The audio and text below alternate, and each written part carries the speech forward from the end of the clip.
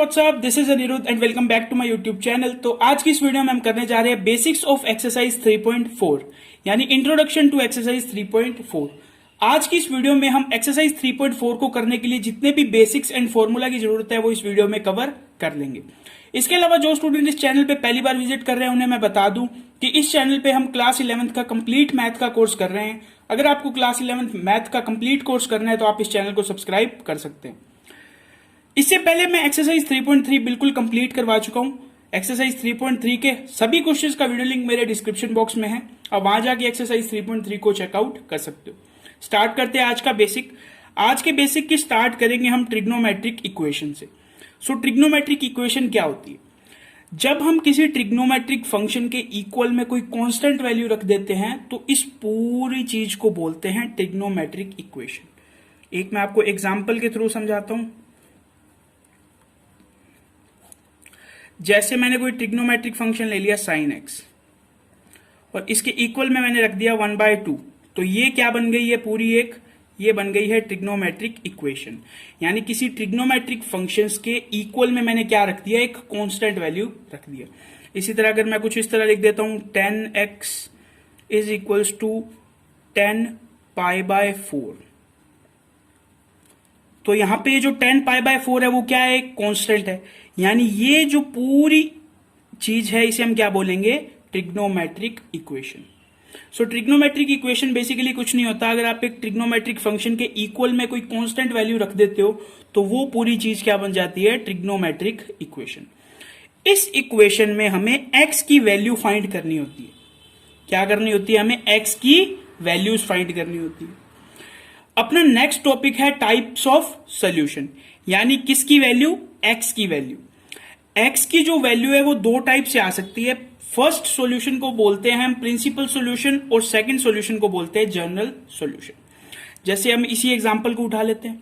sin x is equals to 1/2 का क्या मतलब है? आप x की जगह क्या रखो कि 1/2 आ जाए?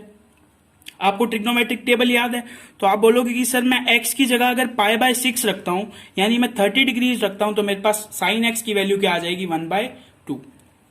यानी आपने मुझे एक x की एक वैल्यू बता दी, कितनी? π/6। ये क्या हो गया? ये x का एक सॉल्यूशन हो गया। क्या हो गया? x का एक सॉल्यूशन। तो एक्सरसाइज 3.2 में हमें दो टाइप के सॉल्यूशन निकालने हैं। पहला है प्रिंसिपल सॉल्यूशन और सेकंड है जनरल सॉल्यूशन। प्रिंसिपल सॉल्यूशन की जो डेफिनेशन है वो बिल्कुल सिंपल है, 0,2π। यानी अगर आपकी जो x की वैल्यू है वो 0 से 2π के बीच या 0 और 2π आती है तो वो जो सॉल्यूशन होगा वो क्या होगा? Principal solution. मैंने क्या बोला? अगर आपकी x की वैल्यू 0 से 2π के बीच में या फिर 0 और 2π आती है तो जो सॉल्यूशन होगा या जो x की वैल्यू होगी उसे हम क्या बोलेंगे? Principal solution.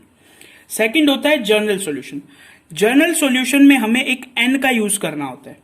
n का मतलब क्या है? n बिलोंग्स टू z, यानी n की जगह हम कोई भी एक इंटीजर ले सकते हैं। यानी x का एक ऐसा सॉल्यूशन जिसके अंदर हमने n लगाया हो या n का यूज करा हो उसे हम बोलते हैं जनरल सॉल्यूशन। तो जनरल सॉल्यूशन निकालना बहुत इजी है। सिंपल 3 फॉर्मूलाज है जो आपको एज इट इज याद करने हैं। बच्चों को दिक्कत आती है प्रिंसिपल सॉल्यूशन निकालने में। आप बोलोगे सर प्रिंसिपल सॉल्यूशन निकालना तो बिल्कुल इजी है, हमें ट्रिग्नोमेट्रिक टेबल याद है। जैसे हमने sin x is equal to 1/2 का 1 मिनट में सॉल्यूशन निकाल दिया। ये π/6 है, ये 0 से 2π के बीच है, यानी ये जो π/6 है क्या हो गया? एक प्रिंसिपल सॉल्यूशन हो गया। बिल्कुल सही बात है। लेकिन किसी भी ट्रिग्नोमेट्रिक इक्वेशन के दो प्रिंसिपल सॉल्यूशन होते हैं। कितने होते हैं? 2। तो आप एक तो बड़ी इजीली निकाल लोगे, लेकिन आपको सेकंड सॉल्यूशन निकालने में प्रॉब्लम होगी। उस प्रॉब्लम को भी अभी हम सॉल्व करेंगे। कैसे करेंगे वो देखते हैं। सो अब हमारा टॉपिक है how to find the principal values.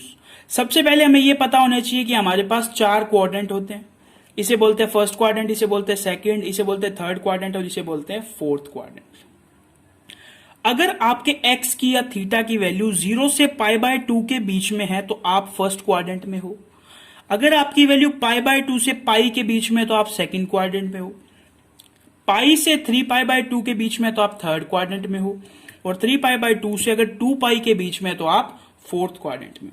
मैंने आपको पहले एक ट्रिक बताई थी, ऑल साइन टेन कोस, ऑल साइन टेन कोस। इस ट्रिक को आपको एज इट इज याद करना है। ये ट्रिक आपको क्या बताती है, किस क्वाड्रेंट में कौन सा ट्रिग्नोमेट्रिक फंक्शन पॉजिटिव है। इसे आप ऐसे लिख लो, ऑल साइन टेन कोस। ऑल का मतलब है फर्स्ट क्वाड्रेंट में सभी ट्रिग्नोमेट्रिक फंक्शन पॉजिटिव हैं, सेकंड क्वाड्रेंट में साइन पॉजिटिव है, जहां साइन पॉजिटिव होगा वहां उसका रेसिप्रोकल यानी कोसेक भी पॉजिटिव होगा। थर्ड क्वाड्रेंट में 10 पॉजिटिव है, 10 और 10 का रेसिप्रोकल कोट, तो थर्ड क्वाड्रेंट में 10 और कोट दोनों पॉजिटिव होते हैं। और फोर्थ क्वाड्रेंट में क्या क्या पॉजिटिव होता है, कोस और उसका रेसिप्रोकल सेक। मैं एक एग्जांपल लेता हूं सेकंड क्वाड्रेंट का। आप मेरे को ये बताओ, कोस एक्स की वैल्यू सेकंड क्वाड्रेंट में पॉजिटिव होगी या नेगेटिव? तो आपका आंसर फटाफट आएगा, सर कोस एक्स की वैल्यू नेगेटिव होगी, क्योंकि सेकंड क्वाड्रेंट में तो सिर्फ साइन और कोसेक ही पॉजिटिव होते हैं। ठीक है, अब देखो अम्मी, मैं आपको एक 3 पॉइंट्स दिखाता हूं। If you want to go in second quadrant, do pi minus theta. इसका क्या मतलब है, अगर आप लोग फर्स्ट क्वाड्रेंट से सेकंड क्वाड्रेंट में जाना चाहते हो तो आपको क्या करना पड़ेगा, पाई माइनस थीटा। सिमिलरली अगर आप थर्ड क्वाड्रेंट में जाना चाहते हो तो आपको करना पड़ेगा पाई प्लस थीटा, और अगर आप फोर्थ क्वाड्रेंट में जाना चाहते हो तो आपको करना पड़ेगा 2 पाई माइनस थीटा। इन तीनों को आप एज इट इज याद कर लो, आपके लिए प्रिंसिपल वैल्यूज निकालना बिल्कुल बाएं हाथ का खेल हो जाएगा। ठीक है, यहां तक आपको समझ गए। अब आप पूछोगे सर ये थीटा क्या है, इसको मैं आपको एक एग्जाम्पल के थ्रू अच्छी तरह समझाता हूं। एग्जाम्पल क्या दिया हुआ है हमें, sine x is equal to 1/2। सबसे पहले तो आप ये देखो, क्या ये एक ट्रिग्नोमेट्रिक इक्वेशन है? हाँ है। क्यों? क्योंकि एक ट्रिग्नोमेट्रिक फंक्शन के इक्वल में कांस्टेंट दिया हुआ है। मेरा क्वेश्चन आपसे ये है कि आप इस क्वेश्चन में 2 प्रिंसिपल वैल्यूज फाइंड करो, यानी आप मुझे एक्स की 2 वैल्यूज ऐसी फाइंड करके बताओ जो 0 से π/2 के बीच में है। तो आप मुझे फर्स्ट वैल्यू तो एकदम फटाफट बोल दोगे, सर साइन π/6 पे 1/2 होता है, तो x की वैल्यू जो फर्स्ट वैल्यू आएगी वो तो आएगी π/6। अब मेरा क्वेश्चन है, आप सेकंड वैल्यू क्या लोगे? सेकंड वैल्यू लेने के लिए आपको ये जो मैंने फोर क्वाड्रेंट बनाए हैं ये, और इन तीनों फॉर्मूलाज की जरूरत पड़ेगी। कैसे? Sine x is equal to 1/2। 1/2 देखो पॉजिटिव दिया हुआ है। आप मुझे ये बताओ साइन एक्स कौन कौन से क्वाड्रेंट में पॉजिटिव होता है? तो आप देखते ही मुझे क्या बता सकते हो कि सर साइन फर्स्ट क्वाड्रेंट में, क्योंकि फर्स्ट क्वाड्रेंट में सभी पॉजिटिव है तो साइन भी पॉजिटिव होगा, और सेकंड क्वाड्रेंट में पॉजिटिव होगा। इसका क्या मतलब है, साइन की जो 2 प्रिंसिपल वैल्यूज आएगी उनमें से पहली वैल्यू जो होगी वो फर्स्ट क्वाड्रेंट में होगी, और दूसरी वैल्यू किस में होगी, सेकंड क्वाड्रेंट में। अब फर्स्ट क्वाड्रेंट की तो आपको सारी वैल्यूज पता है, क्योंकि आपको ट्रिग्नोमेट्रिक टेबल याद है, तो आपने मेरे को फटाफट बता दिया, sir sine x is equal to 1/2 में एक्स की वैल्यू क्या आएगी, π/6। अब आपको पता है सेकंड वैल्यू कौन से क्वाड्रेंट में आएगी, सेकंड क्वाड्रेंट में। सेकंड क्वाड्रेंट का फॉर्मूला क्या है, पाई माइनस थीटा, यानी if you want to go in second quadrant do pi minus theta. तो आप पाई माइनस थीटा करके देखो, पाई माइनस थीटा की वैल्यू ये है π/6, तो आपके पास एलसीएम लेके आंसर कितना आ जाएगा, 5 π/6।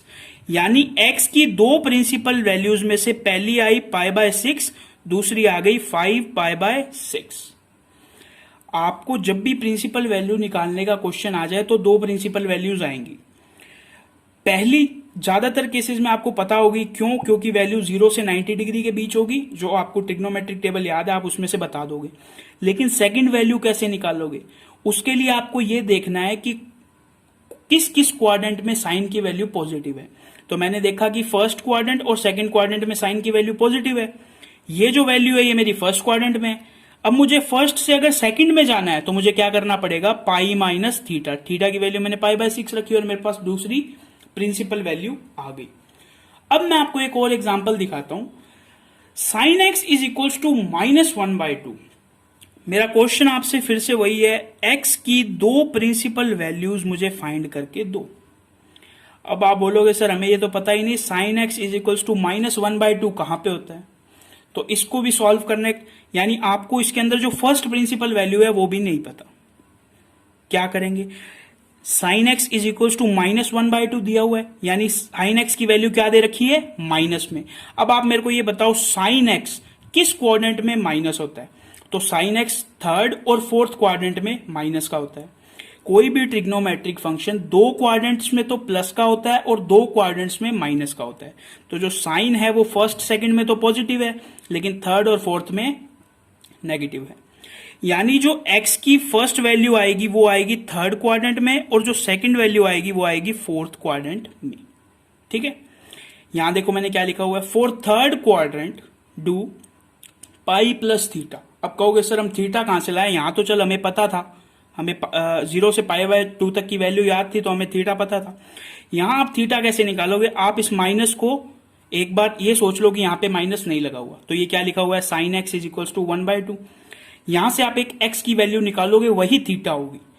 रिपीट करता हूं मैं, आप एक बार माइनस को इग्नोर कर दोगे, क्या बच जाएगा, sine x is equal to 1/2। आप x की एक वैल्यू निकालोगे, x की वैल्यू क्या आएगी, π/6, वही आपका क्या होगा, थीटा। यानी अब आपको x की दो वैल्यूज निकालनी है। पहली वैल्यू किस में आएगी, थर्ड क्वाड्रेंट में। थर्ड क्वाड्रेंट में हमें क्या करना है, पाई प्लस थीटा। थीटा की वैल्यू हमने निकाल ली कितनी, मैं यहां पे लिख देता हूं, थीटा इज इक्वल टू π/6। मैंने ये वैल्यू कैसे निकाली, माइनस को मैंने इग्नोर करके मैंने x की वैल्यू निकाली, कितनी आ गई, π/6। तो x की दो प्रिंसिपल वैल्यू है, उनमें से मैं पहली वैल्यू निकाल रहा हूं। पहली वैल्यू होगी मेरे पास पाई प्लस π/6, और दूसरी वैल्यू भी मैं साथ साथ ही निकाल लेता हूं। दूसरी वैल्यू फोर्थ क्वाड्रेंट में, for fourth quadrant do two pi minus theta, यानी 2 पाई माइनस π/6। क्या आपको चीज समझ में आ रही है, यानी x की दो वैल्यूज क्या क्या आ गई, इसको सॉल्व करने पे आएगा 7 π/6, और इसको सॉल्व करने पे आएगा मेरे पास 11 π/6। ये दो प्रिंसिपल वैल्यूज आ गई sine x is equal to -1/2 की। इस चीज से आप एक चीज तो बिल्कुल समझ गए होंगे कि पॉजिटिव का प्रिंसिपल सॉल्यूशन निकालना इजी है, क्योंकि आपको एक वैल्यू पता होगी, क्योंकि आपको ट्रिग्नोमेट्रिक टेबल याद है, और सेकंड वैल्यू आप इन तीनों में से कोई एक फॉर्मूला लगा के निकाल दोगे। लेकिन अगर आपको कोई ट्रिग्नोमेट्रिक फंक्शन के इक्वल में माइनस वैल्यू दे रखी है, तो आपको दोनों ट्रिग्नोमेट्रिक फंक्शन या दोनों प्रिंसिपल वैल्यू दिमाग लगा के निकालनी पड़ेगी। आपको इन फॉर्मूलाज का यूज करना पड़ेगा। सबसे पहले आपको देखना पड़ेगा कौन से क्वाड्रेंट में साइन एक्स नेगेटिव होता है, तो मेरा आंसर आया थर्ड और फोर्थ में। थर्ड का फॉर्मूला ये रहा, फोर्थ का ये रहा, ये दोनों फॉर्मूला लगाए। अब बोला सर थीटा कहां से लाए, तो माइनस को इग्नोर करो, एक्स की जो वैल्यू आए, जो आपको 0 से 90 डिग्री ट्रिग्नोमेट्रिक टेबल से याद है, उसे आप लिखो, थीटा की वैल्यू पुट करो, और ये हमारी दो ट्रिग्नोमेट्रिक फंक्शन की प्रिंसिपल वैल्यू आ जाएगी। आई होप आपको ये समझ आ गया होगा। ये कंप्लीट होता है हमारा how to find the principal value of a trigonometric function. अब हम चलते हैं how to find the general values या जनरल सॉल्यूशन। सो अब आप देखो जनरल सॉल्यूशन, मैंने आपको बताया था 3 फॉर्मूलाज हैं जनरल सॉल्यूशन फाइंड करने के। अगर आपको sine x is equal to sine y दिया हो, तो आपको x की वैल्यू लिखनी है n pi plus -1 raise to power n y। अगर आपको cos x is equal to cos y दिया हो, तो आपको वैल्यू लिखनी है x is equal to 2 pi n plus minus y। अगर आपको tan x is equal to tan y दिया हो, तो आपको लिखना है x is equal to n pi plus y। यहां पे जो n है स्मॉल n, वो कहां से बिलोंग करता है, z से, z यानी सेट ऑफ इंटीजर से। ठीक है, ये 3 फॉर्मूलाज आपको एज इट इज याद करने हैं। एक मैं आपको एग्जांपल दे देता हूं जिससे आपको थोड़ा सा और क्लियर हो जाएगा। एग्जांपल, जैसे सपोज करो मैं फर्स्ट लेता हूं sine x is equal to 1/2, यही एग्जांपल ले लेते हैं। तो सबसे पहले हम 1/2 को साइन की फॉर्म में लिखेंगे, साइन एक्स का साइन एक्स, और 1/2 को हम लिख देंगे साइन π/6। तो ये देखो ये बन गया ना, sine x is equal to sine y. ये देखो sine x is equal to sine y, y की वैल्यू कितनी है, π/6। तो अब यहां मेरे को कोई ये इक्वेशन देके, यानी इक्वेशन 1 देके मेरे को पूछ ले इक्वेशन 1 का जनरल सॉल्यूशन बताओ, तो मैं लिख दूंगा x is equal to n pi plus -1 raise to power n, y की वैल्यू कितनी है, π/6। तो ये जो वैल्यू आ गई x की, ये क्या आ गया, इस ट्रिग्नोमेट्रिक इक्वेशन का जनरल सॉल्यूशन। ऐसे ही अगर आपको cos x is equal to cos y दे दे, tan x is equal to tan y दे दे, तो आपको ये दोनों जनरल सॉल्यूशन लिखने हैं। यहां आपके दिमाग में क्वेश्चन आ रहा होगा कि सर tan के बाद अगर कोसेक दिया हो, तो उन तीनों को भी आपको पहले साइन कोस tan में बदलना है और उनका जनरल सॉल्यूशन इस तरह लिखना है। फिर बचते हैं ये लास्ट दो फॉर्मूलाज जो बेसिकली इसी फॉर्मूला से आए हैं। साइन एक्स अगर इज इक्वल्स टू 0 दिया हो तो आप सिंपली लिख सकते हैं x is equals to n pi. अगर cos x is equals to 0 दिया हो और उसका जनरल सॉल्यूशन पूछा हो तो आप सीधा लिख सकते हैं x is equals to 2n plus 1 pi by 2। ये दो फॉर्मूला इंपॉर्टेंट है, अगर आप याद रखना चाहो तो याद भी रख सकते हो, वरना आप अगर ये फॉर्मूलाज भी लगाओगे तो सेम वैल्यू आएगी। तो मेन ये 3 फॉर्मूला है जो आपको एज इट इज याद रखने हैं। तो ये कंप्लीट होता है हमारा एक्सरसाइज 3.4 का बेसिक्स। ट्रिग्नोमेट्रिक टेबल एकदम फिंगर टिप्स पे याद होनी चाहिए, हमें पता होना चाहिए कौन से क्वाड्रेंट में कौन से ट्रिग्नोमेट्रिक फंक्शन पॉजिटिव या नेगेटिव होते हैं, तो हम इन वैल्यूज को इजीली फाइंड कर सकते हैं। और बाकी ये जो चैप्टर है ये पूरा का पूरा प्रैक्टिस पे डिपेंड करता है। आप जितने ज्यादा क्वेश्चन सॉल्व करोगे उतनी जल्दी आपकी थोड़ी स्पीड बढ़ेगी क्वेश्चन को सॉल्व करने की। तो बस आज की वीडियो में इतना ही रखते हैं। अगर आपको ये वीडियो पसंद आई हो या आपको ये वीडियो हेल्पफुल लगी हो तो इस वीडियो को एक लाइक जरूर कर देना और इसे अपने क्लासमेट्स एंड फ्रेंड्स के साथ शेयर भी कर देना। अगर आप इस चैनल पे पहली बार आए हैं तो इस चैनल को सब्सक्राइब किए बिना मत जाना। तो बस आज की वीडियो में इतना ही, मिलते हैं नेक्स्ट वीडियो में, तब तक के लिए थैंक्स फॉर वॉचिंग।